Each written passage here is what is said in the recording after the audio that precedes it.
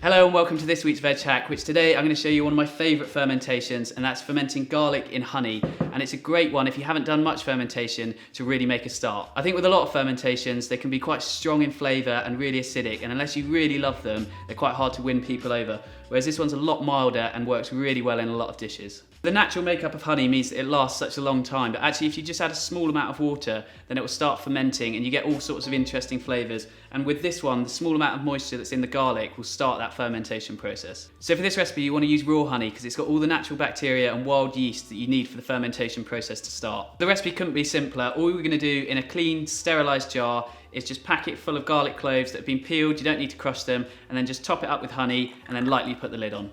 So the reason we only loosely put the lid on is because it is a fermentation, there are gases that are released and we don't want pressure building up. So we're just going to store that in a cool, dark place, and then every day or so we'll just come back, fully tighten the lid and then turn it upside down just to make sure everything's covered in there. So after about a few days or up to a week, you'll notice some bubbles will start forming on the surface. That's the fermentation process. You can stop shaking it every day at that point, and then it will carry on fermenting for about a month. The flavour will get more and more complex, and the garlic will get a lot milder, and the honey, you'll see, will go a lot runnier.